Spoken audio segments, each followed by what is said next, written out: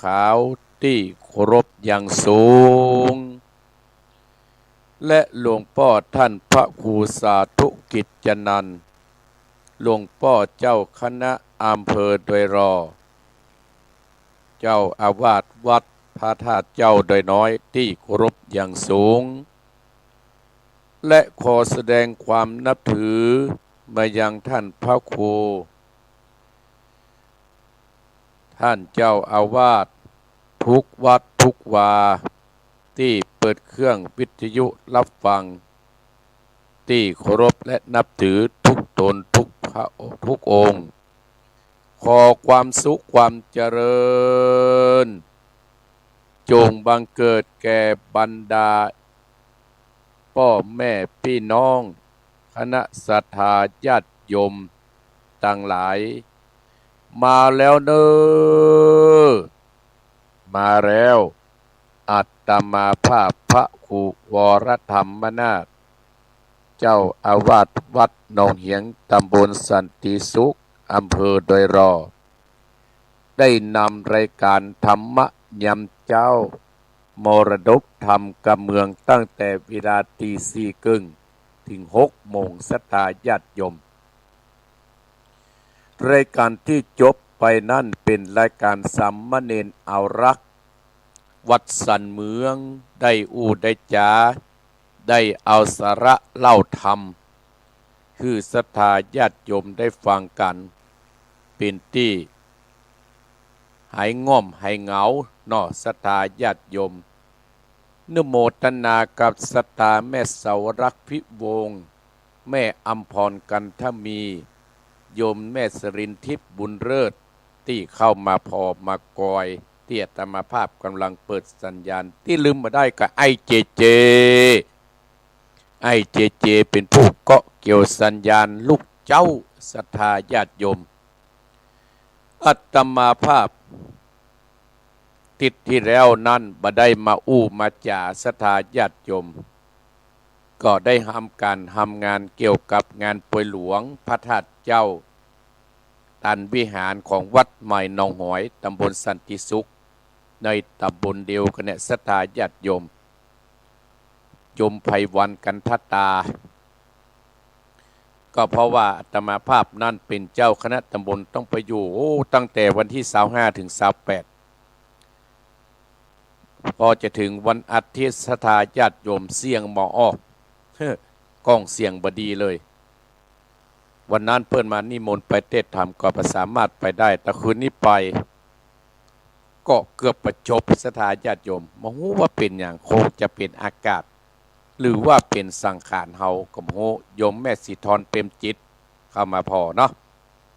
เอาละเพื่อบ่ให้เสียเวลาศรัทธาญาติโยมในวันนี้เป็นวันที่8 เดือนมีนาคมพศ2569ตรงกับเจ้าของวันอาทิตย์เดือน6แห่ม5ค่ำห้ำว่าเป็นวันติดศรัทธาญาติโยมวันนี้อาตมาภาพก็จะได้นำธรรมะยามเจ้ามรดกธรรมกำเมืองอาตมาภาพขอบคุณเจ้าของสถานีกู้สถานีแม่อนงเพียรศีลเข้ามาแม่อนงวันนั้นก็มางานศรัทธาญาติโยมแม่อนงก็มางานวันนั้นแม่สาวรักแม่บัวแม่เขียวเขาพี่น้องเมธารบที่รายการธรรมรักษาที่เพิ่นได้ปากันมากินมาทานร่วมอาตมาภาพก็บ่ได้ต้อนรับดีก็ขอซึมมาอาภัยด้วยเนาะแม่นงรักพี่ทองจาเข้ามาแล้วบ้านเรายาวก็เสียงจะโพสก็คงจะโพสศรัทธาญาติโยมพอโพสก็จำปุนโพสอะ ก็อินดูศรัทธาญาติโยมบ่ได้ปะกันติดที่แล้วเนาะติดก่อนก็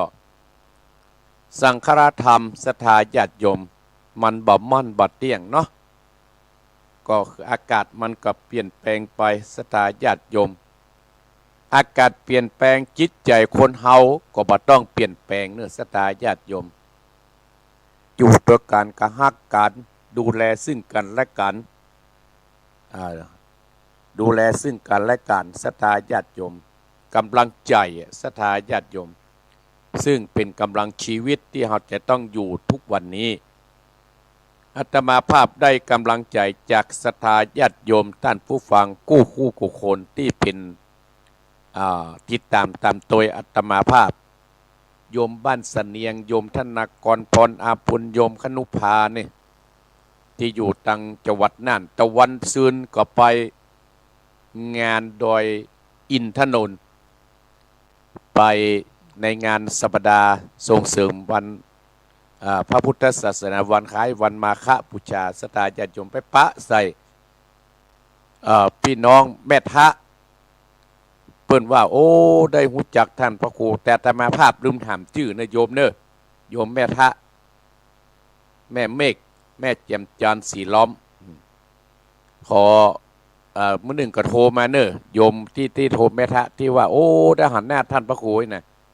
อาตมาภาพก็จะไปฉันเข้าเนาะถ้าบอกไปฉันก็จะจ้าเปิ้นศรัทธาญาติโยมบ้านแม่ทะอาตมาบ่ได้หูจักแต่เพิ่นตักอาตมาภาพก็ขออนุโมทนาศรัทธาญาติโยมเนอะติดตามตัวพี่น้องเมืองฝางเนี่ยพี่น้องเมืองฝางพี่น้องแม่อายพี่น้องแม่ริมพี่น้องในตัวเมืองเชียงใหม่พี่น้องสายวันอกดอยสะเก็ดเนี่ยปุ่นพดเพียจังหวัดลำพูนพดเพียปุ่นไปตั้งหน่อยปุ่นลีกันเนาะศรัทธาญาติโยมเนาะพดเพียฮอดลำปางเนี่ยเกือบทั่วไปศรัทธาญาติโยมลำปางก็ดีฮอดก็ดีจอมตองก็ดีเวียงดองร่องก็ดีบ้านโฮงก็ดีเนอะศรัทธาญาติโยมดอยหลอกก็ดีแม่ว่างสันปะตองพดสมึงศรัทธาญาติโยมตลอดถึงผู้ที่ฟังอาตมาภาพโยมแม่พิสมัยสีเทพธรรมรงค์การนิโมทนาสาธุตัวเนื้อศรัทธาญาติโยมเนาะเอาละเพื่อบ่ให้เสียเวลาแล้วก็อู้กันศรัทธาญาติโยมเนาะก็จะปาอีป้ออีแม่นั่นเข้าไปไหว้พระพุทธเจ้าเข้าไปไหว้พระธรรมเจ้าเข้าไปไหว้พระสังฆเจ้าเพื่อเป็นมงคลที่รับที่นอนเพื่อเป็นมงคลที่อยู่ที่อาศัยหรือเป็นกู้เป็นกิมศรัทธาญาติโยมที่เดินทางไปทางไกลในตอนเช้านี้หรือศรัทธาญาติโยมที่กำลังไปใจกาดเพื่อจะไปใจกาดนึ่งข้าวก็ดีหลายๆอย่างซักเสื้อซักผ้าก็ดีเนาะเอาเน้อโยมแม่พิสมัยโยมแม่แจ่มจันทร์โยมแม่เมฆโยมแม่สลินทิพย์โยมแม่สาวรักษ์โยมแม่อนงเน้อตื่นแล้วเนาะโยมสมพรรัตนังแม่เพนคำโพธาตื่นเน้อตื่นตลอดถึงศรัทธาญาติโยมเน้อโยมแจ่มจันทร์สีล้อมตื่นเน้อตื่นเจ้าได้หลายตื่นขวายได้น้อยเสียงก้องเสียงกองเสียงมองต่ำเข้าเสียงตุเจ้าเทศธรรมเป็นเสียงมงคลเน้อศรัทธาญาติโยมเป็นเสียงมงคลตื่นขึ้นมาได้ยินเสียงตุเสียงพระไหวพระสวดมนต์โกห้องมันเป็นมงคลเน้อเอากับพระกับหนึ่งกับสองกับสามอรหังสัมมาสัมพุทโธภควาพุทธังภวันตังอภิวาเทมิกับสวากาโตภควตาธัมโมธัมมังนัมมัสสามิกับสุมาติปันโนภควโตสาวกสังโฆสังฆังนัมมามิกับนะโมตัสสะภะคะวะโตอะระหะโตสัมมาสัมพุทธัสสะนะโมตัสสะภะคะวะโตอะระหะโตสัมมาสัมพุทธัสสะนะโมตัสสะภะคะวะโตละหะโตสัมมาสัมพุทธัสสะพุทธังสัตตานังกัจฉามิธัมมังสัต ดานังกัจจะมิสังฆังนานังกัจจาเมโตติยัมปิพุทธังสัตตานังกัจจาเมโตติยัมปิธัมมังลานังกัจจาเมโตติยัมปิสังฆังสัตตานังกัจจาเมตติยัมปิพุทธังลานังกัจจาเมตติยัมปิธัมมังสัตตานังกัจจาเมตติยัมปิสังฆังลานังกัจจาเมเตปิโสภะคะวะอะระหังสัมมาสัมพุทโธวิจจาจารณาปันโนสุขโตโรกาวิโตอนุตตโตปุเตสัตตมัสสัตตเตสัทธามัมมโนสัตตังพุทโธภคะวะติสวากาโตภคะวะตะธัมโมสันติติโก กันนิโกเองอิปัจจิโกโอปันนะยิโกปัจจัตตังเวทิตาโพวิญโยอิติโสติปันโนภะคะวะโตสาวกสังโฆอุจจมปฏิปันโนขังวัตโตสาวกสังโฆยะยะปฏิปันโนภะคะวะโตสาวกสังโฆสะมิจิปฏิปันโนขังวัตโตสาวกสังโฆญาติตังจัตตะเดโพเดสายุกันิอัตถาอิสะเอสะภะคะวะโตสาวกสังโฆอาหุนายโยปะหุนายโยทักขินายโยอัญจะเดงการะนิโยอนุตตรังยะเกตังโลกัสสาติสั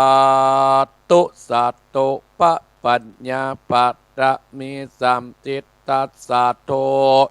ปัญญาปัตตะมีวัดเวดดอมวิดิญญาปัตตะมีอมร้อมดับวังดีศีระปะประมีบางออกดาบเมตตาปัตตะมีปัปเปตังปืนตานา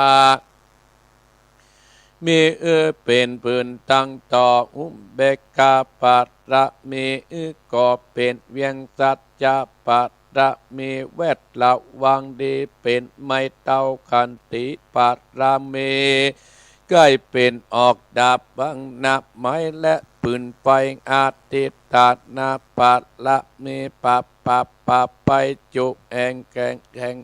แรงปับหมู่มานนะสั่งไปเปตุกตาเอเตนางตอดานีอัศจันเสือเหมือนพันอยู่กวางน้ำนาตีกวางตอกกวางแตกตีฟอง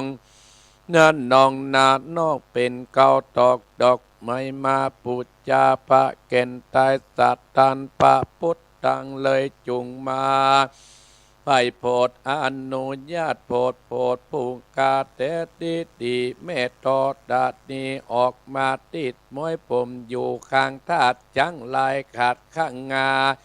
สับพ่นดินพ่นนำนาตีรงพระไปก่ออาบตับเต้าปะยามมันเอาอาปุนกลัวกับยกมือต้วนหัวใส่กาผู้กาเนชื่อว่าเป็นลูกเศษปลาพุทธเจ้าโตนะมีบนสมปานอันมากปลาพุทธเจ้า จิงตังปาปัญญาปัตตะมีไว้เก้าจันตังไว้ตังนากอดได้เก้าจันตังไว้ตั้งหลังกอดได้เก้าจันตั้งแต่หัวถึงตีนกอดได้เก้าจันตั้งแต่ตีนถึงหัวกอดได้เก้าจันเสร็จว่าลูกปืนจักมาสะเมื่อเหมือนปนเส้นอากอดจักบอกมากายได้ข้าพเจ้าก็เลยได้ไว้ว่าพุทธคุณนังธรรมาดังสังกาคุณนางพุทธอินตาธรรมะอินตาสังฆอินตาสะเมตตรณี ยุ่นเหนือดน้ำผู้อยู่กรรมแผ่นดินการผู้การะเนื้อเกิดเติงถึงกุลพระปิตากุลพระบรรดาอุบาอาจารย์กุลพระแก้วเจ้าตั้งสามประการคือกุลพระพุทธังกุลพระธรรมังกุลพระสังฆังกุลแดดกุลฝนกุลน้ำกุลลมกุลกุราชเจ้าก็ดีคุณพระเจ้าตนภาวนาก็ดีคุณนางอุตตดาก็ดีคุณพระปัจเจเจ้านี่จงมารักษากรรมนาได้กรรมนางยังตนตัวเองข้าพระเจ้าและเจ้าของสถานีวิทยุกู้สถานีและท่านผู้ฟังคู่กูคนในวันนี้ยามนี้จิมแดเตอพุทโธพุทธังรักษาธัมโมธัมมังรักษาสังโฆสังฆังรักษาพุทโธพุทธังอะละอังธัมโมมังอะละอังสังโฆสังฆังอะละอังพุทโธพุทธังกันนาธัมโมมังกันนาสังโฆสังฆังกันนาพุทโธโภคธรรมังปิดสังฆังมิตรอายุวันโนสุขังพลังสา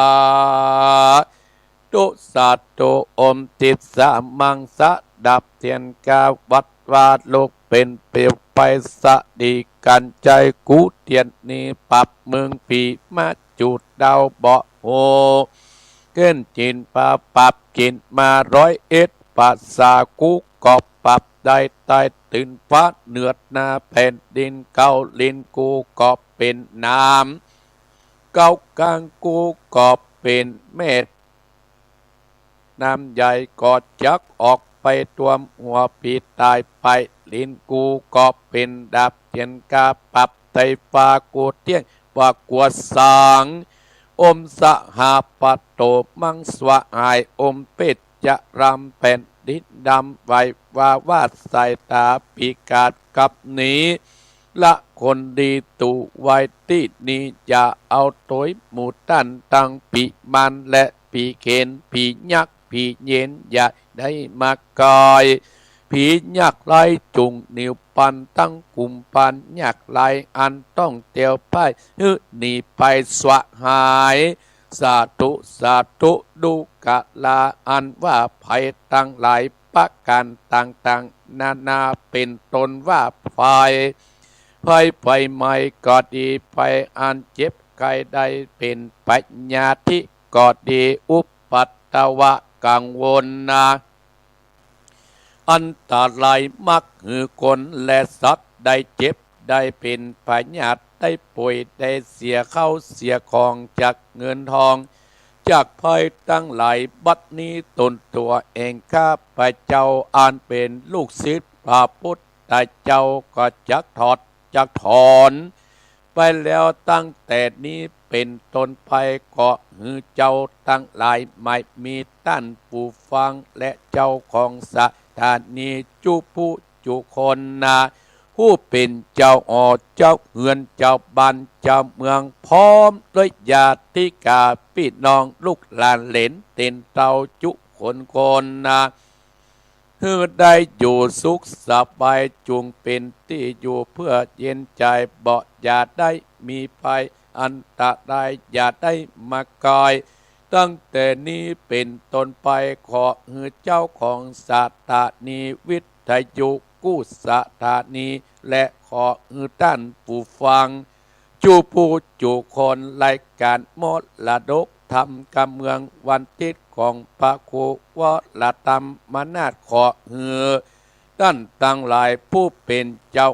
เจ้าเฮือนและญาติกาพี่น้องลูกหลานเหลนเต็นเต้าจุคนนะเธอมีอายุมันควรยืนมีโชคราบมั่งมีตุนเต่านั้นจุงจากมีเตี้ยงแต่ดีๆสัพพิติโยวิวัสสันโตสัพพะโรโควินาศสันตุมาเตภวัตวันตะดายโยสุขีติกายุโกภวะอภิวาทนาสีริสะนิจังอุตตาปัจจายโน จัตตะโลธรรมาวัฏตันติอายุวันโนสุขังปะลังต่อไปแผ่เมตตาขึ้นตัวเก่าเน้ออาหังสุขิโตโหเมขอไอข้าพเจ้ามีความสุขหังเดชโตโกโอเมขอไอข้าพเจ้าปราศจากความทุกข์อาหังอเวโรโอเมขอไอข้าพเจ้าปราศจากเวรและภัยอาหังอัปปยาปโจเมขอไอข้าพเจ้าปราศจากอุปสรรคอันตรายทั้งปวงหังอนิโกโอเมขอไอข้าพเจ้าปราศจากความทุกข์กายและทุกข์ใจสุขีอัตตนังปฏิอัตตามิขอไอข้าพเจ้ามีความสุขกายและสุขใจรักษาตนให้รอดพ้นจากทุกภัยทั้งหมดทั้งสิ้นเถิดสัพเพสัตตาอันว่าสัตว์ทั้งหลายที่เป็นเพื่อนทุกข์เกิดแก่เจ็บตายด้วยกันทั้งหมดทั้งสิ้นอเวราอนโตจงเป็นสุขเถิดอย่าได้มิเวรแก่กันและกันเลยอัปปยาปชาอนโตจงเป็นสุขเถิดอย่าได้พยาบาทและเบียดเบียนซึ่งกันและกันเลยนีคาอนโตจงเป็นสุขเถิดจงมีความสุขกายและสุขใจรักษาตนให้รอดพ้นจากทุกภัยทั้งหมดทั้งสิ้นเถิดสุขีอัตตานังปฏิอาลันตุจงมีความสุขกายและสุขใจรักษาตนให้รอดพ้นจากทุกภัยทั้งหมดทั้งสิ้นเถิดท่านทั้งหลายที่ต้องทุกข์ขอให้พ้นจากทุกข์ท่านทั้งหลายที่ได้สุขแล้วขอให้ได้สุขยิ่งขึ้นไปด้วยกันทุกท่านทุกคนด้วยเถิดข้าพเจ้าขออโหสิกรรมใดที่ทำที่ข้าพเจ้าทำแก่ผู้ใดในชาติใดๆก็ตามขอให้พ่อเกิดแม่เกิดเจ้ากรรมและนายเวรจงอโหสิกรรมให้แก่ข้าพเจ้าอย่าได้จองเวรและจองกรรมต่อกันอีกเลยแม้แต่กรรมที่ใครๆทำแก่ข้าพเจ้าขออโหสิกรรมให้ทั้งสิ้นยกถวายพระพุทธเจ้าเป็นอภัยทานเพื่อไม่มีเวรมีกรรมกันต่อไปโดยอานิสงส์แห่งอภัยทานนี้ขอให้ข้าพเจ้าพร้อมด้วยครอบครัวและบุตรหลานและตลอดจนวงศาคณาญาติผู้กราโกนของข้าพเจ้าจงมีความสุขความเจริญรุ่งเรืองประพฤติปฏิบัติในสิ่งที่ดีที่งามโดยเทินกับหนึ่งกับสองกับสามเอาละศรัทธาญาติโยมอาตมาภาพได้นำอีพ่ออีแม่ไหว้พระสวดพุทธคุณธรรมคุณปารมี30ทัศของครูบาเจ้าเรียบร้อยศรัทธาญาติโยมเพื่อเป็นมงคลที่รับที่นอนอนุโมทนากับนายประเสริฐโพธิวงศ์เข้ามาพ่อเนาะและก็เป็นภาษาอังกฤษนี่หมูจัก อ่านมาได้เนาะเอาละศรัทธาญาติโยมมาแล้วก็จะได้นำสาระคือศรัทธาญาติโยมได้สดับรับฟังเป็นต่อไปวันนี้ศรัทธาญาติโยมตรงกับวันที่8เดือนมีนาคมพศ2569ศรัทธาญาติโยมโอ้พศ2569อีพ่ออีแม่ล่วงเลยไป2เดือนแล้วศรัทธาญาติโยมเดือนมกราเดือนกุมภาก็ผ่านไปกล้วยหมื่นลมพัดกล้วยหมื่นใส่น้ำศรัทธาญาติโยม วันนี้ก็มาถึงวันที่8มีนาคมพศ2569เป็นวันติดเดือน6แล้วแฮม5ค่ำวันนี้อาตมาภาพจะได้นำธรรมของแม่บัวพัดบุญกุลันบ้านต้นซ่านแม่ศูนย์อำเภอฝั่งที่ฝักสามเณรเอาลักมาได้ฮับเลยเนอะพร้อมด้วยปัจจัยอันดับ5ใส่ตู้ไปแล้วจะอาธรรมอันนี้ส่งตันตุงเล็กตุงตองมาเตดแม่บัวพัดบุญลันเพิ่นกับฝากกับว่าจะทำผูกต้นซองพระเจ้า17มาเตดแต่ก็อินดูแม่บัวพัดเพิ่นตั้งใจฝากมากำลังรับหรือว่าตื่นแล้วกะฟังเนิ่แม่บัวพัดแต่ประเทศล้อมันตี5ก่อนศรัทธาญาติโยมอาตมาภาพก็ขออนุโมทนากับอีพ่ออีแม่ศรัทธาญาติโยมทั้งหลายที่ได้มางานวันตันพระธาตุตันวิหารหลวงของวัดใหม่หนองหอยที่มานั้นมีแม่สาวรักษ์พร้อมด้วยบุตรพร้อมด้วยแม่อนงเพียรศีลพร้อมด้วยแม่เขียวเขาและยมสมพรรัตนางยมอัชราพันน้อยล้านวันดีเจียงใหม่เนี่ยที่ได้พากันมาวันนั้นอนุโมทนาสาธุโดยตลอดถึงสตาท่านผู้ฟังหลายคู่หลายคนที่ได้มากินมาทานในวันนั้นอนุโมทนาสาธุโดยสตาญาติโยมแม่บัวพัดเมืองฝางยมสมพรพนานป่าพันบ้านวัดแม่ขานพระอาจารย์ตื่นแล้วก็ตื่นเน้อพนานพันที่จ้างฟังอาตมาภาพแม่จันเพนคำโพธาแม่เหียตื่นเน้อบ้านโชคดีเกาะคาร้านอินเจ็กอันนี้เพิ่นทำป้ายสถาญาติโยมพายเข้าไปทำป้ายไปเยอะที่ถนนเจียงใหม่ลำปางละบ้านโชคดีร้านอินเจ็กเพิ่นทำป้ายสถาญาติโยมจะเป็นแปลงบ้านอะไรอย่างก็ดีบ้านเพื่อนของบ้านนอกดาวที่ยกได้นะสถานร้านนี้ทำดีเนอะพออาตมาภาพประขึ้นคนลงและใจเจ้าของร้านก็ใจดีโดยใจบุญใจกุศลโดยโยมอัชราพันน้อยโยมแจมจันตื่นเนอะตื่นได้แล้วร้านวันดีเชียงใหม่นี่ที่มาวันนั้นนักศรัทธาญาติโยมนะอีพ่ออีแม่คณะศรัทธาบ้านแม่ทารบเนอะใจประการแม่สาววารักแม่อาจนงแม่โบเขียวเขาที่ได้มาวันนั้นอนุโมทนาสาธุโดยบุญได้กุศลได้ศรัทธาและพี่น้องแม่ทะลำปางที่ปะกันที่โดยอินทนนท์เนอะที่โดยอินทนนท์อาตมาภาพก็จำเสียงเนาะอู้กันไปก็ได้ตักตาอาตมาภาพขออนุโมทนาศรัทธาญาติโยมที่ติดตามตัวอาตมาภาพมาโดยตลอดเนาะศรัทธาญาติโยมอีพ่ออีแม่ศรัทธาท่านผู้ฟังทั้งหลาย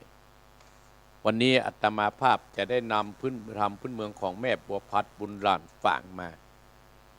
วันนี้ก็จะเอาธรรมะเพื่อมาประดับสติปัญญาเพื่อเป็นกู้เป็นกีมศรัทธาญาติโยมคนเฮานั่น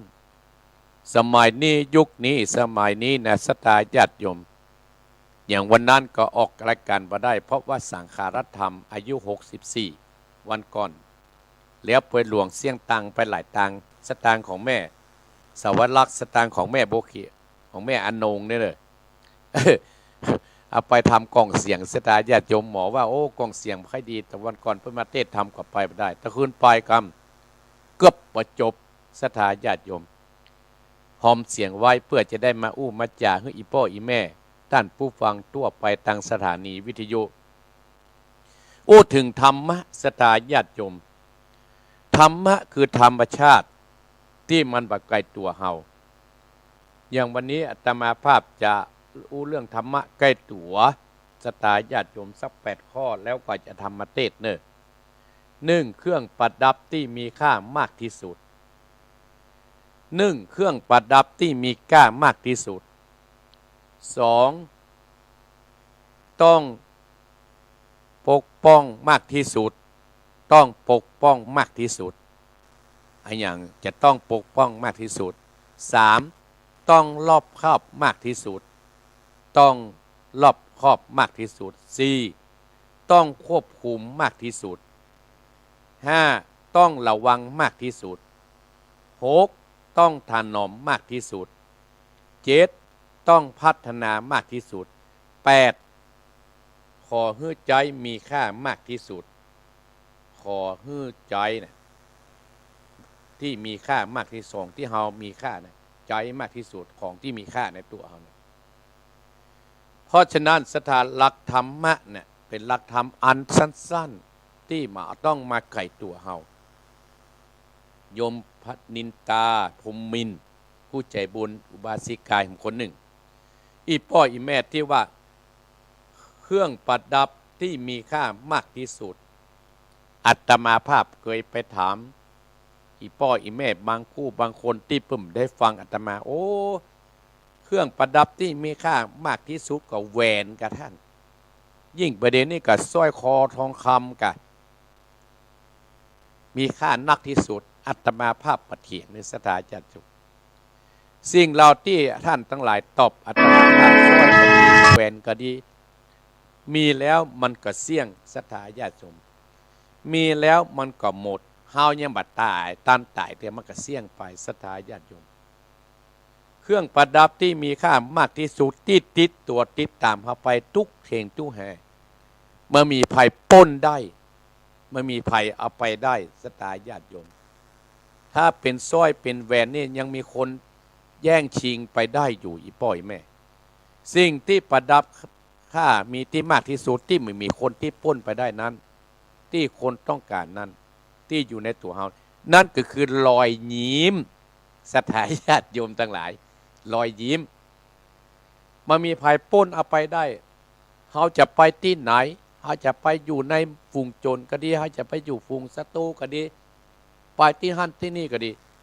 เฮาเอารอยยิ้มไปก่อนศรัทธาญาติโยมจะเป็นที่สง่าผ่าเผยอีพ่ออีแม่ญาติโยมท่านผู้ฟังมันมีค่ามากกับสร้อยคอทองคำมันมีมากกับแหวนกับศรัทธาญาติโยมคนก็จะชอบคนเพิ่นก็จะติดตามตามตัวอีพ่ออีแม่อันนี้ที่คอเครื่องประดับที่มีค่ามากที่สุดก็คือรอยยิ้มอันที่สองเราจะต้องปกป้องมากที่สุดคืออย่างจะต้องปกป้องมากที่สุดบางคู่บางคนละอ่อนก็โอ้จะต้องปกป้องมากที่สุดก็คือคนที่ฮักกะใครอะแฟนเนี่ยคนนั้นคนนี้สิ่งที่เราจะต้องปกป้องมากที่สุดก็คือสติศรัทธาญาติโยมวันใดเราถ้าขาดสตินะความรูปงามความสง่าผ่าเผยก็บ่แงวันนี้ล่ะบ่พ่อมาออกแล้วศรัทธาญาติโยมสติถ้าสติเขาแตกวันใดระวังศรัทธาญาติโยมโรคภัยไข้เจ็บก็จะตามมาและอีพ่ออีแม่ท่านผู้ฟังทั้งหลายข้อที่สามต้องรอบคอบมากที่สุดนั่นคืออย่างต้องรอบคอบมากที่สุดนั่นก็คือความคิดศรัทธาญาติโยมอยู่กับคนเดียวคือเราอยู่กับคนเดียวคือระวังความคิดอยู่กับมิตรคือระวังคำอู้คำจ๋าเนี่ยศรัทธาญาติโยมเราต้องรอบคอบมากที่สุดก็คือความคิดเราจะทำอันหยังมันเหมือนได้เดือดร้อนไผเป็นตุกับเหมือนได้เดือดร้อนเพราะออกศรัทธาเป็นแม่ออกกับเหมือนได้เดือดร้อนคนนั้นคนนี้หรือมันเดือดร้อนถึงตุลูกถึงเต้าถึงพ่อบ้านแม่บ้านศรัทธาญาติโยมถึงวันเนี่ยศรัทธาอีพ่ออีแม่อาตมาภาพจะไปที่ไหนนั่งที่ไหนก็นึกถึงอีพ่ออีแม่ที่เป็นอุปถัมภ์ค้ำจูอาตมาภาพจะทำอันอย่างที่มันแผกนี้ไปคนเฮาก็มีความผิดเป็นเรื่องธรรมดามามีภัยพิษสักคนที่เกิดมานะศรัทธาญาติโยมแต่ถ้าเมื่อความผิดนะหัดถอยออกมาหันเริ่มต้นใหม่มันก็เป็นสิ่งดีกับตัวกับตนกับคนใกล้ตัวศรัทธาญาติโยมเพราะฉะนั้นต้องระวังรอบคอบมากที่สุดคือความคิดของเฮาศรัทธาญาติโยมทั้งหลายข้อที่3ต้องควบคุมมากที่สุดก็คืออารมณ์ข้อที่4ศรัทธาญาติโยม ต้องควบคุมมากที่สุดนั่นคืออารมณ์ของคนเฮามันเปลี่ยนแปลงได้นะสตาญาติโยมอีพ่ออีแม่ยิ่งแดดร้อนๆเนี่ยโอ้อารมณ์มันเปลี่ยนแปลงสตาญาติโยม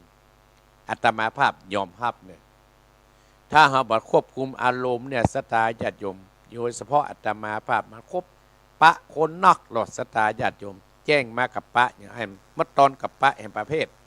เฮาก็ต้องควบคุมอารมณ์ไว้หมุนกับอีพ่ออีแม่นั้นขับรถถ้าตีนบ่ระวังเรื่องเบรกเรื่องคาดเรื่องอะไรอย่างรถมันก็จะสแลบโคนเฮาเหมือนกันเฮาก็ต้องควบคุมมากที่สุดคืออารมณ์เนี่ยสตาญาติโยมข้อ5จะต้องระวังมากที่สุดคืออย่างคือกำอู้สถาญาติโยมคือกำอู้ที่เขาจะอู้ไปเขาต้องกึดให้ดีมันจะไปกระทบคนอื่นก็มันจะไปเบียดคนอื่นก็อู้ฮือเปิ้นจังกำเดียวก็ได้อู้ฮือเปิ้นฮักยากนักจักหวังเนี่ยสถาญาติโยมอีพ่ออีแม่เจ้นคนประกอบเพิ่นถึงบอกว่าเพิ่นถึงสอนไว้แล้วโอ้เปิ้นฮักเนี่ยยากนักมันจักหวังนะโอ้เปิ้นจังกำเดียวก็ได้อีพ่ออีแม่ลองไปคิดเอาเนอะจะไปว่าอาตมาภาพมาสอนเนอะสตาญาติโยมถ้าว่าอาตมาภาพมาสอนมันก็จะมาม่วนแล้วฟังไปคิดไปพิจารณาไปเพียงแต่อาตมาภาพมาอู้มาจาดเตือนสติซึ่งกันและกันอีพ่ออีแม่เตือนสติอาตมาภาพก็มีความรู้เล็กน้อยก็บอกให้อีพ่ออีแม่ข้อที่6เราจะต้องถนอมมากที่สุดอย่างคือความฮักคนเฮาเกิดมาแล้วมีความฮักกันคู่คนพ่อฮักลูกฮักพ่อฮักแม่ลูกฮักพ่อฮักแม่ลูกศิษย์ฮักครูบาอาจารย์ฮักลูกศิษย์ลูกหาฮักพ่อออกไม่ออกความฮักนะต้องทนุถนอมไว้ศรัทธาญาติโยมโอ้มันดีเนอะความฮักเนี่ยมันดีกว่าเราจะไปจังกันศรัทธาญาติโยมบ้านเมืองมันเดือดร้อนเพราะไอ้หยังเพราะคนทำมันจังกันนะศรัทธาญาติโยมอยู่ใดกินในเพราะไปได้ขี้กันอยู่หั่นมันตึงมีความสุขนะศรัทธาญาติโยมเพราะฉะนั้นอัตมาภาพเน้นเรื่องความรักและเป็นห่วงซึ่งกันและกันดูแลกันไปเมื่อมีภัยอายุถึง100สักคนศรัทธาญาติโยมบุญเรืองชัยเงินโยมสมศรีใจบุญข้ามาพ่อศรัทธาญาติโยมเนาะต้องถนอมมากที่สุดก็คือความฮักข้อที่7ศรัทธาญาติโยมต้องพัฒนามากที่สุดคืออย่างโอ้อันนี้นักแก่เนี่ยปัจจัยไปพัฒนาหนต่างนะปัจจัยพัฒนาบ้านจองต้องพัฒนามากที่สุดนั่นก็คือนิสัยคนเฮาศรัทธาญาติโยมจะไปเป็นคนมักง่ายจะไปเป็นคนเอาแต่นิสัยที่บดีขึ้นมาใจศรัทธาญาติโยมเฮาไปหั่นไปนี่เฮาก็ต้องพัฒนาขึ้นนักอย่างเปิ้นแจกโรงทานเปิ้นมีถุงขยะไว้เฮาก็เก็บกินแล้วก็ใส่ถุงให้เปิ้นปัจจัยให้เปิ้นได้มาเพี้ยวแหมเพราะฉะนั้นเราต้องพัฒนาขึ้นศรัทธาญาติโยมแต่ก่อนเราเคยเอาขว้างเอาซุกตามก้อดอกก้าดวงเดี๋ยวเราก็ต้องเปลี่ยนนิสัยเรากะโดยเราอายุนักแล้วต้องเปลี่ยนนิสัยเราศรัทธาญาติโยมเพิ่นมีที่ทิ้งเพื่อที่มีที่ขว้างเราก็แปลงต้องทำเพื่อกับลูกกับเต้าลูกหลานหันอีพ่ออีแม่พัฒนาโกมันก็จะติดตามลูกหลานเราไปของที่เราใจมีกล้าที่สุดนั่นคือเนี่ยนั่นก็คือปัญญาต้องแก้ไขทุกสุดท้ายเราก็ต้องแก้ไขตั้งแต่รอยยิ้มสติความคิดอารมณ์คำพูดความฮักนิสัยเราต้องใช้ปัญญา ปัญญาแก้ไขทุกวันศรัทธาญาติโยมเมื่อเป็นมีคนมีปัญญาแก้ไขเฮาก็ต้วยเตื่อมต้วยแท่งนะศรัทธาอีพ่ออีแม่ท่านผู้ฟังทั้งหลายอันนี้อาตมาภาพก็เอาหลักธรรมะเล็กน้อยธรรมะก็คือของธรรมชาตินั่นก็คือเครื่องประดับที่มีค่ามากที่สุดก็คือรอยยิ้ม2ที่เราจะต้องปกป้องมากที่สุดก็คือสติ3ที่เราจะต้องรอบคอบมากที่สุดก็คือความคิด4ที่จะต้องควบคุมมากที่สุดก็คืออารมณ์ 5จะต้องระวังมากที่สุดก็คือคำอู้คำพูด6จะต้องถนอมมากที่สุดก็คือความฮัก7จะต้องพัฒนามากที่สุดก็คือนิสัย8ของจิตใจมากที่สุดที่มีค่ามากที่สุดก็คือปัญญาศรัทธาญาติโยมอีพ่ออีแม่โยมทองคำทิวงคำเข้ามาแล้วเอาละศรัทธาญาติโยมตี50 นาทีแล้วอีพ่ออีแม่ศรัทธาท่านผู้ฟังอาตมาภาพก็จะได้เอาธรรมพื้นเมืองเหนือมาเทศน์ให้โดยเป็นธรรมของแม่บัวพัดกุรันบ้านต้นสั้นแม่ศูนย์อำเภอฝางพร้อมด้วยปัจจัยให้อาตมาภาพกระใส่เป็นตู้กั้นน้ำกาแฟตะดอยหมูนี่แม่เนอส่วนปัจจัยของอีแม่อนงแม่สาวรักษ์เตี้ยเฮืออาตมาภาพวันนั้นเอาไปเป็นก้ายารักษาตัวตะวันซืนเรียบร้อย ท่านพระทุนเข้ามาละโยมสมพรรัตนังเพื่อจะไปเอี่ยมเมืองนอกมอสถาญาติโยมการนโมทนาตื่นได้แล้วเนาะเอาแล้วเนอมาแล้วเสียงก้องเสียงมองต่ำเข้าเสียงตู่เจ้าเต็ดทำมาแล้วรายการของเจ้าวันอาทิตย์สตาญาติโยมไพ่ห้ามโทรมาเตเนอที่อัตมาภาพเอาเบอร์โทรคือเบอร์ส่วนตัวนั่นก็ห้ามโทรเด็ดขาดเพราะใจเป็นเครื่องส่งส่วนเบอร์วิทยุนั้นก็เดี๋ยวอัตมาภาพจะบอกแหมรอบก่อนที่เทศทำจบเนาะที่จะบอกประเดี๋ยวนี้อัตมาภาพจะเทศทำเลยนะห้ามโทรเด็ดขาดถ้าอีพ่อโทรอีแม่โทรมาอัตมาภาพก็จะลืมไปว่าเทศถึงที่ไหนสถาญาติโยมเนาะเอาแล้วเนอฟังธรรมเนอแม่บัวพัดกุรันได้ฝากสามเณรเอารากมาปัดสั้นมันยาวเนอสตาตุงเล็กตุงตองเฮ้เป็นจะได้ก็ฟังเอาเตอะสตาญาติโยมเนาะโยมสุวรรณอินใหญ่เอาตั้งอกตั้งใจฟังธรรมณบัดนี้เอาแม่บัวพัดศรัทธาญาติโยมท่านผู้ฟังของอัตมาภาพจังตังแม่ทะลำปางที่ปะกันวันนั้นเนอยมสมพรป้นนานปะพันวัดแม่ขานเนอแม่จันเพนคำโพธาบ้านโชคดีเกาะคาร้านอินเจกอัชราปันน้อยยมแจ่มจันยมร้านวันดีเจียงใหม่เนอ และคณะสตาแม่ทารบทุกท่านแม่สาวรักแม่อนงแม่เขียวกันเนอตลอดถึงสตาทั่วทิศทั่วไทย ฟังเนอเอาละจะเทศละเสียงก้องเสียงกองเสียงมองต่ำเข้าเสียงตู้เจ้าเต็ดทำมาแล้วไหวทำนะโม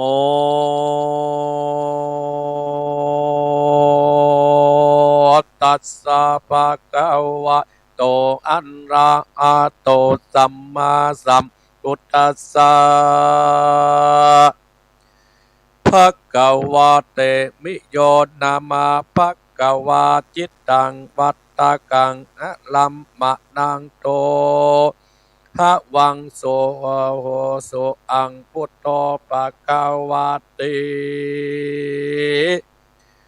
ฟังโนดาสัตว์ฟังสัพโสติสัตว์ตั้งหลายตึงยิงใจที่ฟังธรรมตั้งศรัทธานิวิตโยบัดนี้อัตตมาจากเทศนำเทศธรรมเรื่องอานิสงส์ตุงเล็กตุงตองเกาะหือสาตาท่านตั้งหลายจงได้ตั้งอกตั้งใจตั้งจูประสาทหูดาฟังยังจาราบารีอาทิเตตัมเตสัตนาพุทธเจ้าโคตตมะของเอาได้สร้างโพธิญาณสมปานได้สี่อาสงกายปลายแสนมาอากาศนับว่ากับใหญ่กับน้อยตลาบถึงตึงปังสุดซอยมาถึงกับใหญ่ได้เป็นมหากษัตริย์ดาษได้11จัดแล้วได้ตรัสสัพปัญโยตนยันดังนี่แลป ปัตตมะเบื้องต้นอวติเจ้าก็เกิดเป็นเจ้าเตมิยาดาจาก็มากะนิงมือรอดถึงจัดเต้าอุนลังก็มาเล็งหานนาเกิดมาเป็นลูกพญามาอากาศจัดในการละบาดนี้กุมนรกใหญ่กะได้คงกลางวัฏสงสารแต่ใจก็มากะนิ่งจัดแล้วก็ลำดับนำดิตนนา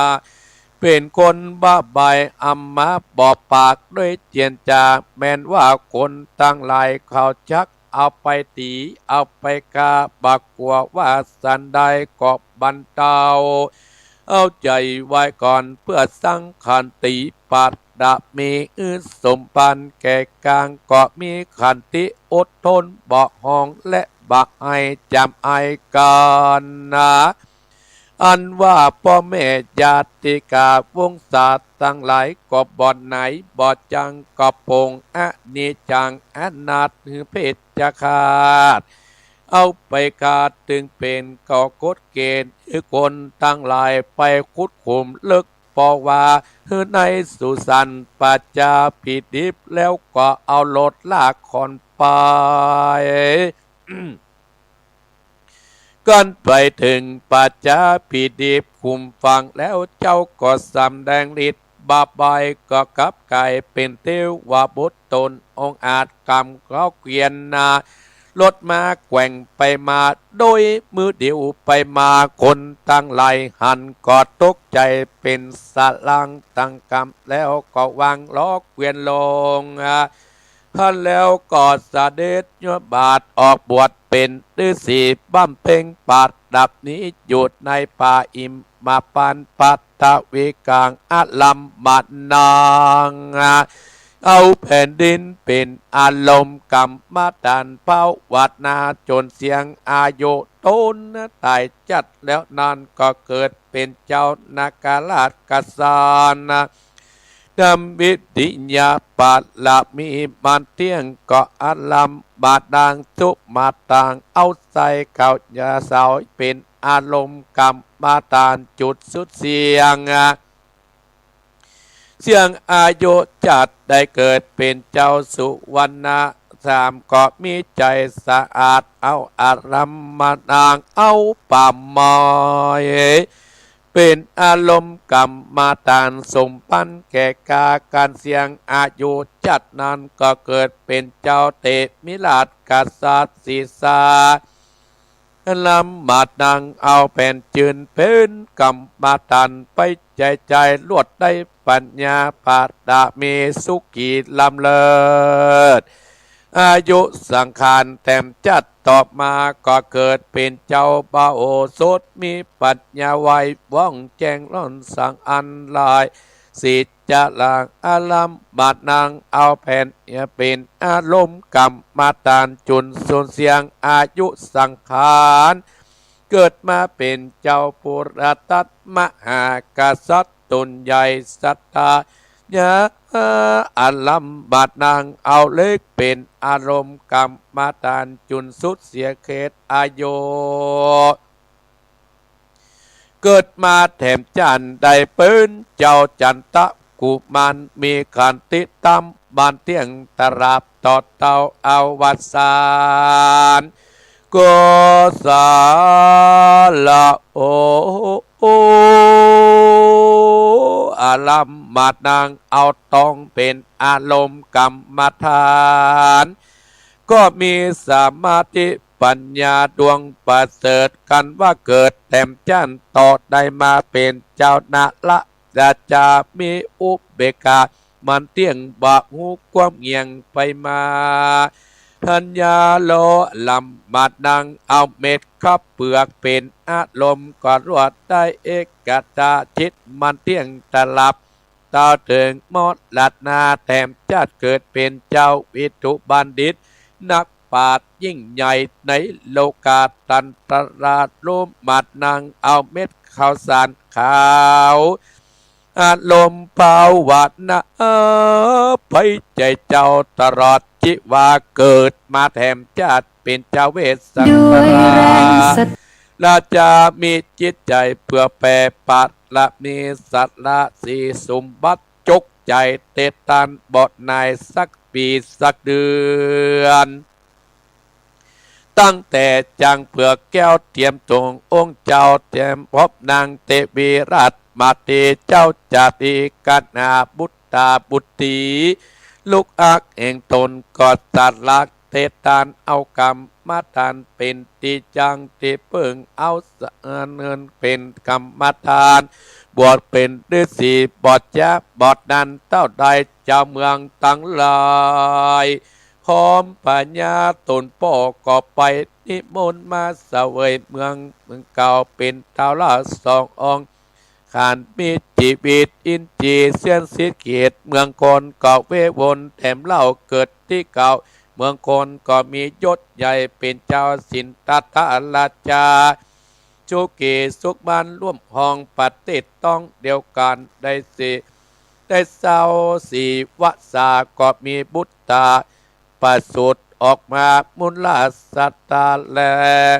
ท่านตั้งหลายตะมนเตียนปราศาสก็ตั้งไปราชเศร้าเก่าวาสากำอักหักมากดังนาเจ้าก็มาสารัตตะหาพุทธกาศไปสร้างปัจจธรรมปัตตมีได้มุดใส่และนาหาวาสาคือคนและเทวดาตั้งหลายได้ปฏิบัติสักการะปูจาเอาเป็นกรรมฐานออกมาทุกบททุกบาททุกคำเจ้าตรับจิวานจุดเสียงสังขารพ้นจากอาบัยตั้งสี่กันว่าจุดที่ตายจากเมืองกนก็นำตนขึ้นไปจันฟ้าเต่าว่าติงสาปนอันตัดได้ปอเมสตาคุมบาอาจารย์อุปสาอาจารย์พูดที่ตายไปสู่โลกไปนาแม้นว่าตนนาแม้นว่าตายไปบอดดีเหมาะงามตายองค์ก็ดีตายกลมตายไปรับลวดตายเสือคบพระผ่าก็ดีตายตกต้นไม้ลดความก็ดีตายถูกอาวุธออกดาบตายเป็นเพศเป็นผีหลอกลวงตามวัดวาหลอกตามวัดวาอาลัมเกหะสถานบันจองตัดนาที่ตั้งหลายกันได้ตันเล็กตื่นตันตุงเล็กตุงตองบาทหนึ่งลูกตุงเล็กตุงตอง11ตัวพร้อมโดยธรรมอานิสงส์ตันลุกตันนาตุงเตกตุงตองวัตถุตันตั้งหลายได้ปุจจาหัวศพผู้ตาย1 วัน2 วัน3 วันก็ดีเอาศพไปเผาฝั่งตันวันนั้นก็ดีวัตถุตันตั้งหลายก็เอาไปฝังแล้วก็ดีปุจจาอาบาท1 ลูกพร้อมโดยตุงเล็กตุงตอง11ตัวเป็นตานอาจารย์โอกาสเป็นตานแล้วก็ญาติกาพี่น้องญาตินามตันไปหาพูดที่ไรเวลาพระสงฆ์องค์ข้าเจ้าโนตนาว่าจะตาสปีผู้ตายก็จะได้รับอานิสงส์พ้นจากตัวกรรมตั้งหลายกันว่าผู้ตายกรรมอันนักก็สร้างเจดีย์108 กองเจดีย์ข้าวสาร108เจดีย์ตุงน้อยตุงตองปฏิสิสายตุงกาเก่งตัวหนึ่งเขาตอกดอกไม้ทำมหาวิบากทำมหาละนิพพานก็ดีมาไล่โพดก็ดีทำกรรมวาจากาดีทำอานิสงส์ตันตุงเล็กตุงตองก็ดีตามเจตนาแล้วก็คือข่าวผลจังป่าประกามแม้นว่าเป็ดผู้เป็นลาปีหลอกพุนแล้วอันว่าทำอานิสงส์ตุงเล็กตุงตองก็หากเทสัตนาคายวิดาก็ยังเมพิสุตนหนึ่งเป็นหมอดยาให้หาไม้มาปัญญาในป่าไปอ่านไม้กอดหนึ่งกวงไปในก็มีใจแกเอาไม้ลำนั้นมาแป่งกองตะมดจักตีกะนิ่งใจวันนาจักตัดเอาไปพิคุตุนนานนา ก่อนถึงวัดก็มาเป็นไข้ถึงแก่ความตายวิญญาณก็เกิดไปเป็นเปรตแกะอยู่ไม้ก้นกองอยู่พูดนานใดหลายปีกาลละนานญาติกาตั้งหลายก็หูว่าเจ้าภิกขุถือกรรมมาตานเข่งกาดเผาวัดนาก็เกิดแก่ญาติกาพี่น้องก็เอาทำตันรู้ตันตุงเล็กตุงตอง11ตัวพร้อมโดยยัดตันเจดีเก้าเจดีทราย108เจดีข้าวเปลือก108เจดีข้าวสาร108กองเครื่องมังกรตั้งลายเป็ดกับแจกตายจากกับแปไปเกิดได้ยินเสียงอ้องต่อไปแถมประการหนึ่งก็มีลูกสาวเศรษฐีได้สามีขาดทุนเศรษฐีในบ้านเดียวกันสามีก็เป็นก็ไปได้เมียน้อยคนหนึ่งไกลได้ลูกไปสืบตระกูลนางก็มีความอิจฉาก็เอาถั่วคั่วหืมมากินอยากใส่ตินอนเมียน้อยแล้วก็บ่มีภัยจับยับโตดนางก็ตายจัดไปแล้วก็เอาตนเป็นลูกเศรษฐีผู้หนึ่งพ่อแม่ก็มาหักมากนักเพราะว่าลูกสาวคนเดียวอายุได้14 ปีก็เป็นโรคคันตึงตัวเศรษฐีผู้เป็นพ่อก็หาหมอยาเสียเงิน7,000กับปะหาตนาพญาติก็บ่ฮู้จักหายเศรษฐีผู้เป็นพ่อก็เสียงสุดปัญญาก็เอาข้าวตอกดอกไม้ของหอมไปไว้สาตามพระพุทธเจ้ายังทำกรรมวิบากแห่งลูกสาวเองตนเป็นโลกคันต่อพระพุทธเจ้าก็เด้งอันด้วยญาณตื้อสัตนาวิบากปู่เศรษฐีฟังลูกสาวเต้าฟังจัดก่อนใดเอาถั่วคันใส่ติดนอนเมียน้อยปวดตนกรรมนั้นก็มาโดยจัดนี้อายุได้14 ปีก็เป็นพญาติคันตึงตัวก็ว่าท่านเศรษฐีอยากให้ลูกสาวหายลูกคันอย่างอันก็ให้ไปประมาทานศีล5แล้วปฏิบัติถูกต้องตันตุงเล็กตุงตองครบ11ตัวสร้างตำอานิสงส์ตุงเล็กตุงตองพร้อมโดยไตวัตถุตันแดดโลกคันตั้งหลายจะได้เศรษฐีได้ฟังทางนั้นก็มีใจยินดีก่อนลาพุทธเจ้าไปสู่เงื่อนเองตนก็มาเล่าให้ลูกเมียฟังนางก็มีความปิติยินดีแล้วก็สมาทานเอาศีลฟังแล้วก็มาปฏิบัติตามพิธาบรรดาพี่น้องก็ปาการเล่งสร้างธรรมตุงเล็กตุงตองเครื่องปูจาตั้งหลายแก่พุทธเจ้าอันโลกคันก็หายไปโดยไวด้วยเดือนเป็นนิยายธรรมพุทธเจ้าสืบกันมาแม้นว่าพุทธเจ้าเกิดในโลกเทียมย่างสร้างสมโพธิปานใดสีอาจทรงกายปลายแสนกับแล11ญาติ11กับ11อารมณ์เตี้ยงจุตนตรัสปสัพปัญโยสัพเพจัตนาตันตั้งหลายได้ดันดามลูกเศรษฐีก็ได้ไปสร้างบุญสมปานจุคนบุคคณะยิงใจได้ตามตันตุงเล็กตุงตองสร้างตุงเล็กตุงตอง11ตรวจตันไว้ศาสนาชื่อว่ายอดแห่งตานกับพ้นจากกรรมวิบากตั้งหลายเสียงสัพเพจามมหาสัจจาจุดาเตตนาเอวังนานานาเอกัตตสะปะระพุทธัสสะนิติตังก็บางคมสมเลสเดชเอาละศรัทธาญาติโยมทั้งหลายอีพ่ออีแม่ท่านผู้ฟังเนอท่านเจ้าภาพก็คือแม่บัวพัดกุรันบ้านต้นสั้นอำเภอฝางตำบลแม่สูนได้ฝากธรรมท่านสามเณรอารักษ์ก็ได้เทศแล้วเนอะแม่เนอะอีก3พูกนั่นก็เอาเก็บไว้เทศในวันหน้าหน่อยแม่เนาะถือว่าตานแล้วเนอะศรัทธาญาติโยมน้ำธรรมคำสอนที่แม่บัวพัดกุรันบ้านต้นสั้น ตำบลแม่สูนอำเภอฝางนั่นอันนี้ส่งตันเล็กตันตุงตองนั้นตุงเล็กตุงตองศรัทธาญาติโยมเพิ่นเอาไว้ตานฮึกกับเจ้ากรรมในเวรศรัทธาญาติโยมคนเฮาเกิดนั่นมีกรรมกันกูคู่กูคน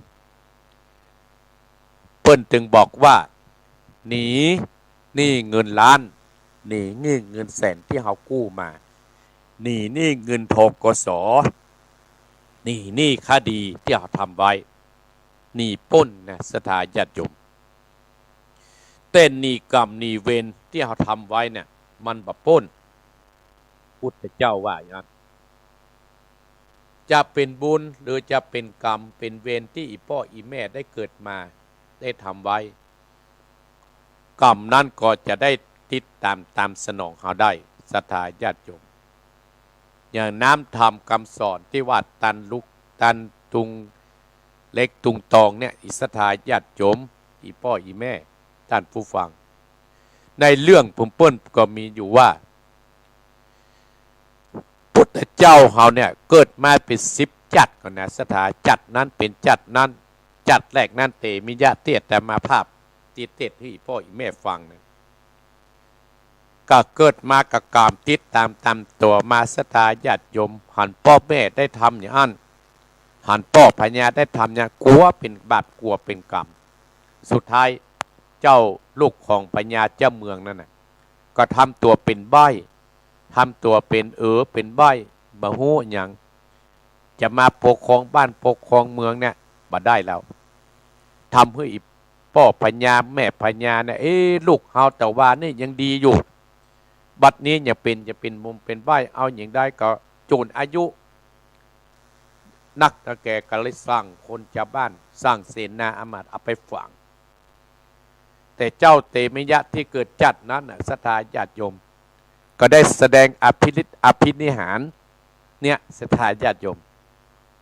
แล้วได้อาศัยก็เลยไปเกิดได้ไปบวชเป็นฤาษีสร้างบารมีถือเอากรรมฐานเป็นที่ตั้งเกิดมาเป็นจัดจนสุดท้ายจัดสุดท้ายเกิดพระเป็นพระเวสสันดรพุทธศรัทธาญาติโยมกรรมก็ยังหนีบ่พ้นศรัทธาญาติโยมเวสสันดรก็ได้พากันสร้างปุญสร้างกุศลมหากุศลหมื่นกับอีพ่ออีแม่ท่านผู้ฟังขวัตมาภาพเนี่ยที่อาตมาภาพอู้จาเรื่องการสร้างบุญสร้างกุศลอีพ่ออีแม่ก็ติดตามตัวเพื่ออย่างเพราะว่าอยากได้บุญได้กุศลกำจูอุนหนุนเฮาศรัทธาญาติโยมโจรเสี่ยงสุดพระเวสสันดรศรัทธาญาติโยมเกิดแม่จันก็เป็นพระพุทธเจ้าเฮาเนี่ยที่บุญกุศลได้ทำไว้โดยอานิสงส์ตานลุกตานตุงเล็กตุงตองเนี่ยศรัทธาญาติโยมเปิ้นก็บอกว่าตานแล้วป้นกรรมตามที่ในธรรมเพิ่นบอกก็ว่ามีลูกสาวเศรษฐีศรัทธาญาติโยมลูกของปู่เศรษฐีนี่ลูกสาวปู่เศรษฐีเนี่ยจัดได้เกิดเป็นเมียน้อยเมียอย่างนะศรัทธาญาติโยมเอามาเหยื่องเนี่ยเอาไปที่นอนเปิ้นที่คนอยู่ด้วยกันเปลี่ยนเมียน้อยไม่หลงด้วยกันเมื่อมันนานอันนี้จังทุกขังอนัตตาลูกสาวของเศรษฐีเนี่ยตายไปศรัทธาญาติโยมตายไปด้วยบุพกรรมที่ไปทำเพื่อเปิ้นได้เป็นคันเป็นตุ่มเป็นคันเนี่ยที่อยู่ด้วยกันแต่ก่อนเนี่ยเป็นเมียเศรษฐีเนี่ยศรัทธาญาติโยมได้มาเกิดเป็นลูกเศรษฐีอีพ่ออีแม่เกิดมาเป็นลูกเศรษฐีเห็นมั้ยอายุได้14 ปีอีพ่ออีแม่โอ้ลูกสาวเศรษฐีเนี่ยเป็นตุ่มเป็นคันศรัทธาญาติโยมไปเสาะไปเอาไปหาหมอไป10 หมอ20 หมอทั่วนะในเมืองนะมาหายศรัทธาญาติโยมจนเสี่ยงสุดปัญญาของพ่อเศรษฐีแม่เศรษฐีศรัทธาญาติโยมพ่อเศรษฐีแม่เศรษฐีก็เลยแปลงข้าวตอกดอกไม้แปลงสวยดอกเข้าไปเรียนถามพระพุทธเจ้าของเราอันอย่างจะเต้าเก่งเต้าพระพุทธเจ้าของเราศรัทธาญาติโยมเพิ่นมีญาณมีตาทิพย์หูทิพย์เพิ่นหูระลึกชาติระลึกอันนี้ได้ก็เลยบอกว่าโอ้พ่อเศรษฐีที่ลูกสาวของเจ้านั่นมาเป็นตุ่มเป็นคันไปรักษาไปหายนะมันไปทางบ่ถูกหรอก ประเดี๋ยวข้าลูกเขาตัวหายนะเขาตัวไปตานอย่างนี้เนี่ยเป็นบุพกรรมจัดแล้วอ่ะที่อาตมาภาพไปอู้เมืองต้นตะกี้นะโยมสมพรแม่จันเพน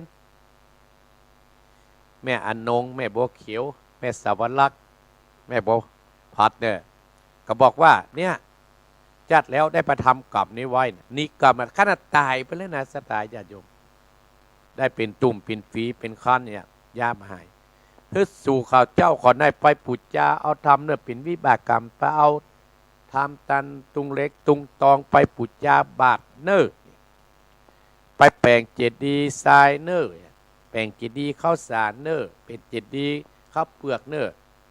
ตันแปลงจ้อน้อยเนอที่เฮาทหารพุทธานนะสตาญาติโยมเนี่ยสตาญาติโยมโดยอานิสงส์แห่งการเต่าแล้วลูกพ่อเศรษฐีนั้นหายเป็นหายวันหายคืนศรัทธาญาติโยมแม่บัวพัดกุรานสู้เป็นเจ้าภาพจะถามแต่ว่าท่านพระครูอัตมาภาพก็บอกโอ้เนี่ยศรัทธาญาติอ่านประตามธรรมเนี่ยแต่ถ้าเราเชื่อกรรมครูบาอาจารย์เชื่อกรรมพระพุทธเจ้าเชื่อกรรมธรรมมันก็ต้องเป็นของเนี่ยย่ำเพื่อจะเขียนมาพระพุทธเจ้ามาเทศมาสั่งมาสอนอย่างเนาะศรัทธาญาติโยมเนาะอันนี้อนุโมทนาแม่บัวพัดกุรานเนอที่เป็นเจ้าภาพและอนุโมทนากับแม่สาวรักษ์แม่อนงเพียรศีลแม่ทารบที่ได้บริจาคให้อาตมาภาพเอาเป็นก้ายาเรียบร้อยแล้วและโยมสมพรรัตนางที่บริจาคแม่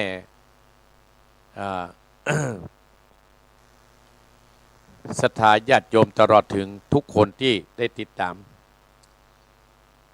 ที่ได้ช่วยกันแม่จันเพนคำโพธาที่บริจาคมากุสิ่งกุอันศรัทธาญาติโยมตลอดท่านผู้ฟังโยมอุไรกันกองคุณยายสายเนี่ยที่ได้ฟังอาตมาภาพเนอน้ำทำกำสมกระโจบไปเด้อศรัทธาญาติโยมถ้าเชื่อเนี่ยมันถึงดีศรัทธาญาติโยมดีกว่าเฮาไปเชื่ออย่างอื่นแต่เฮาชอบเชื่อคนที่อู้หวานนั้นศรัทธาญาติโยมเสี่ยงเงินเสี่ยงทองกันมานักนะประกาศแต่มาภาพหายแล้วฮั่นสวหาประกาศก่อนเนอศรัทธาญาติโยมเนาะประกาศไปทางดอยภูเนอตะกี้มินี่เนี่ยศรัทธาญาติโยมนี่นี่เนาะเอาละศรัทธาญาติโยมไผที่ฟังอยู่ขนาดนี้เนอะตี5:35เนอะศรัทธาญาติโยมยุพินเล็กก้าโยมยุพินเล็กก้าอนุโมทนาเนอะไผที่จะโทรนะเตรียมเบอร์เตรียมจดปากกา0828857225เนอะศรัทธาญาติโยม0828857225เอ้าไผโทรก็โทรจะเป็นสายแรกที่ไหนโยมพิกุลมาแล้ว0828857225ศรัทธาญาติโยมดีก่อนแต่งดีก่อนวันนี้มีเอาจะเดินพรปังโมกหลวงพ่อได้ยินเนาะหลวงพ่อว่าจะได้วันนี้ฝนตกก็ไม่ตกอากาศเย็นๆหน่อยอนุโมทนานะครับเจริญขอบคุณนะครับเจริญพรเจริญพรเจริญพรเจริญพรเอาใหม่ห้ามโทรเดี๋ยวนี้กาศรัทธาญาติโยมห้ามโทรเด็ดขาดจะมีแต่ดับนะ143ไม่ห้ามโทรเด็ดขาดเจริญพรหาเอาสมาเนอะเสียท้ายเอาไม่มันเนี่ยมันตั้งได้ก็ดีพอเอาไม่เจริญพรไหนจ้าอยากพระเจ้าพายว่ามาแม่เรือนแม่เรือนอย่าแนะนำตัวเองเนาะลำปางเนาะญาติโยมอนุโมทนาเนอะเจริญพรเจริญพรเจ้าราชการเจ้าแม่อยู่ไหนแม่บุญปันตาเหียงอยู่เนอะเจ้าเฮ้ยตรงนี้จะพะโรนเนอะ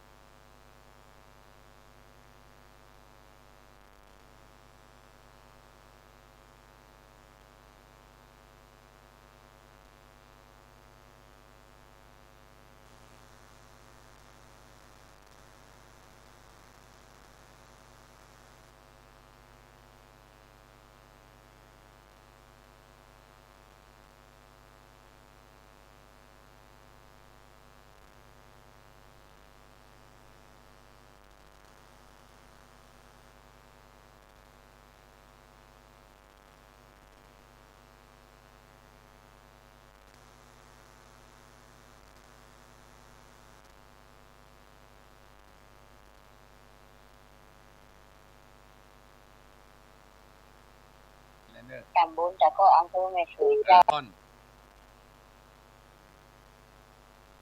พอเขาเบิ้ลจะไปโทรเข้าเบอร์ใหญ่นั่นเนอะให้สีทอนอ่ะเจริญพรเนี่ยจะหายไปมาอ้าวเจริญพรเจริญพรเจ้าสาธุเจ้าแม่หยังแม่น้อง แม่น้อมเนาะแม่น้อมแม่น้อมอนุโมทนาเนอะแม่น้อมเนอะเจ้าวังมาแต่เจ้าเด้อแม่น้อมแม่น้อมโอเคเจริญพรเอาสายต่อไปเจริญพรเจ้ากับพระสาเจ้าท่านพระครูแม่สุเกี้ยวมันศิลปรสิทธิ์เตี้ยมันห้องละปุนเนอได้ไหวพระฟังธรรมกับท่านพระครูตเมื่อแต่เจ้ามาแล้วเด้อเจ้าชัดเจนดีเด้อเจ้าท่านพระครูเจ้าถามเรื่องตันตุงเล็กตุงตองนะเจ้าเจริญพรสายต่อไปญาติโยมเนอะสถานญาติโยมจะไปโทรเข้าเบอร์เครื่องใหญ่เนอะเจริญพร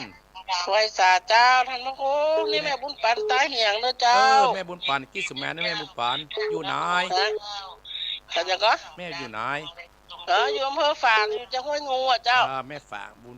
แม่บุญปานเนาะได้ยินแล้วเนาะเจ้าอยู่ห้วยงูในอ่ะยินดีนะแม่เนอะเจ้าฟังมีประโยชน์เนอะตุงเล็กตุงตองต่อไปสายต่อไปเจริญพรเจริญพรเจริญพรมาจากเจ้าได้ยินแล้วแม่พรแม่พรเจ้าเจริญพรสายต่อไปเอาไว้เว้ยนะไหนมันโยนก็เจริญพรแกพระสัตเจ้าท่านพระครูแม่สีทรบอกเขาจะไปโทรเข้าเครื่องใหญ่ได้ยินแล้วเนาะเจริญพรสายต่อไปเจริญพรมันโยนกันเปลี่ยนกันเข้าเป็นย่างกันเจริญพรเจ้าอยู่ที่ไหนอยู่หางดงแม่กับเจ้าแม่อย่างก็หางดงแม่จันแก้วจ้ะแม่จันแก้วฟังแต่เจ้ามันนะแม่จันแก้วเนาะเจ้าโดงฟังแต่อันนี้มันอย่างใดเนี่ยเบอร์ใหม่กับเจ้าเบอร์นี้นะแม่มันเป็นเบอร์วิทยุเบอร์เด็กกี้ที่โทรเข้ามานั้นห้ามเด็ดขาดเป็นเบอร์อันนี้ให้แม่จะโทรเบอร์วิทยุตัวนี้แม่จันแก้วเนาะแก้วจ้ะบุญรักษาแม่เนอเจ้าเจริญพรสายต่อไปเจริญพรไว้สาเจ้าท่านพระครูแม่บัวลอยเจ้าตะกี้มันดับไปเนี่ยเนาะเจ้าแม่บัวลอยเชื่อแต่เนื้อเจ้ากรรมนายเวรนี่นะแม่บัวลอยทำปฏิบัติตามบุญตังแม่บัวลอยหายลูกเจ้าดีเนอเจ้าสาธุเจริญพรสายต่อไปโอ้ยนมาขันน่ะเจริญพรเจ้าสาธุเจ้าอยู่ที่ไหนแม่เมฆคือเกลียวเจ้าอยู่ในศูนย์เจ้าแม่เมฆกะแม่เมฆเนาะฝังเนาะแม่เนาะเจ้าที่ที่สูงฝางเจ้าดีนะแม่เมฆเนอะเจ้าขับทับปูนทั่วเป็นกันนะเจ้าไปอย่างก็ได้ไปไหนก็ไม่ได้เจ้าเป็นยังฟังไปเนอะแม่เนอะเจ้ายินดีสายต่อไปเจริญพรอาจารย์ท่านพระครูได้ยินแล้วเนาะแม่พันเนาะอาจารย์นี้การปักใจท่านนี้ท่านนะครับจะส่งไปในนี่เท่านั้นท่านพระครูเห็นเนอะมันเป็นยังขอบคุณนะยาวขนาดแต่ทำลงได้แต่ยาวเนอะเจ้าเจ้ากับหนูวันหน้าแถมติดหน้าอันติดทำมาเรื่องนั้นพระเจ้าทิพย์จัดกำเนิดมันท่านพระครูเนอะได้ผมมันม่วนดีนะเจ้าก็ต้องได้ทั้ง2-3 ตอนอยู่ยินดีนะแม่เนอะกำลังใจท่านพระครูเนอะท่านนี้จะโอนไปให้ทางอันนี้เป็นท่านพระครูเนอะเป็นยังเจริญพรนะแม่เนอะเจ้าว่าจ่าเจ้าเจริญพรสายต่อไปเจริญพรเจ้าท่านพระครูมาเห็นคุณชีวิตเด้อแม่เพนทางแค่เสียงที่ต้องจ่ายท่านพระครูเด้อใส่ติดขนาดโตมาติ๊กยินดีนะแม่เนอะเจ้าว่าจ่าเจ้าเจริญพรคนน้อยเจริญพรแนะนำตัวเองด้วยเจริญพรเจ้าพระครูอยู่ที่ไหนก็ว่าไปชื่ออะไรเราสันปิงเจ้าปันเจ้าเราสันปิงเนาะเราสันปิงหมื่นแล้วนะแม่เนอะนะหมื่นแล้วมันโตกับพระครูยินดีนะแม่เนอะ ฟังตลอดนะพระครูเจริญพรสายต่อไปบ้านเหล่าสันปิงเจริญพรครับไว้สากครับพ่อบุญธรรมครับติดสมุทรสายแรกก็แล้วมันเป็นอย่างหู้ครับโทรมันครับมันสูนกันอ่ะตั้งพุ้นก็จะเพื่อว่าจะมาโทรเข้าเครื่องยาเขาโทรติดถ้าโทรเครื่องยาดับไปเลยอ้าวยินดีนะพ่อเนอยินดีเนอครับผมไว้สากครับเจริญพรโดโยนกันมาติกสตาญาติโยมก็สตาญาติโยมเนาะเขาฟังที่มันเป็นนี่เรานำปฏิบัติไม่ใช่จะลูกก็โทรแต่สตาญาติโยมเนาะไม่ใช่จะลูกก็โทรส่วนอันเครื่องใหญ่ที่มาขออาตมาภาพนะก็จะไปโทรเข้าถ้าอาตมาภาพจัดรายการก็โทรเตอะโยมแม่ติ๋มเนี่ยโยมสมพรเนาะโทรเข้ามาแล้วโทรแล้ว082 8857 225 082 8857 225เนอะเข้ามาเลยเข้ามาแต่กี้ยังรู้แต่รู้ว่า082 8857 225ถ้าปะโทอาตมาภาพจะเอาธรรมะมาใส่แล้วนะถ้าปะโทก็จะธรรมะมาใส่แล้วเนอะศรัทธาหลวงพ่อปางโมกแม่เงินลำปางแม่สีทอนแม่เมฆแม่สุกแก้วแม่บุญปันฝังแม่พรสันกำแพงแม่ทอนแม่คองแม่จันแก้วหางดงแม่บัวร้อยศพก็แม่จันแม่เพนบ้านเราสันปิงแม่บัวพัดพ่อบุญธรรมที่โทรมาสตาญาติโยมเนาะไปจะโทรก็โทรปะโทอาตมาภาพก็จะได้อู้จาอะไรก็จะได้ล่ำลาสตาญาติโยมนะ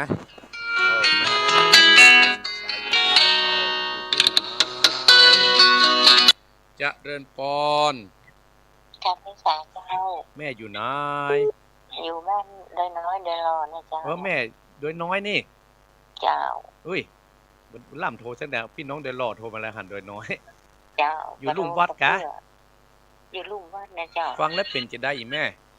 โอ้ได้ใจแต่เจ้าฟังท่านตลอดเลยเจ้าฟังตั้งแต่เปิดสถานีใหม่ๆแต่เมื่อสถานีอยู่บนดอยวันนี้ติดตามแต่กำลังโทรมาวันนี้เนาะเจ้ากำลังโทรเนี่ยแต่มันมาติดแต่วันนี้เป็นซาวสายแม่นี่ติดหน้ากับกำเนยแม่เนยติดหน้าพระเจ้า10ญาตินะแม่เจ้าฟังตลอดเจ้ายินดีนะแม่เนยแต่ว่ามันมาได้โทรมันได้เนาะแม่บุญรักษาแม่เนยเจ้าตะก่อนเพิ่นมีอันก็อันที่ธรรมสัญจรน่ะก็คือปล่อยที่ว่าท่านเนาะลืมไปแล้วก้าประเด็นลงเอี่ยวกะลืมไปแล้วกับประเด็นเจ้าโอ้ปล่อยโมตะมาเดียวนี้ปล่อยมาให้ไหวแล้วเจ้ายินดีนะแม่เนอเจ้าบุญรักษาอันนี้พี่น้องโดยน้อยสายต่อไปเจริญพรเจริญพรสวัสดีเจ้าแม่ยังแม่จันยะนะเจ้าแม่จันบ้านสันทรายแม่จันนี่ไงแม่ยันแม่จันเจ้ายันเนี่ยอายุได้สันทรายหลวงเจ้าสันทรายหลวงวันนั้นไปท่านไปอยู่เจ้ามาวันไหนวันที่แล้วพ่อกันวัดกันกูคำไปว่าจุดกูคำแล้วก็ไปวันไหนไปวันนี้แม่แล้วไปท่านกำลังออกจากวัดไปพอดีแม่รถยนต์มาแต่หลายคนก่ะเจ้าคันนี้ก็มาหม่อยเนาะคันนี้จะเบอร์ฮื้อได้ก็ช่วยโทรมาบอกเนอะเจ้าเด็กเตรียมประกาศไว้เหี่ยเนอะเดี๋ยวได้เตรียมประกาศแล้วฮะเนอะก็ได้บอกท้ายรายการนี่เนอะเจ้าเจริญพรนะแม่เนาะจะเดินพรศรัทธาญาติโยมจะหมดเวลาแล้วครับจะเดินพร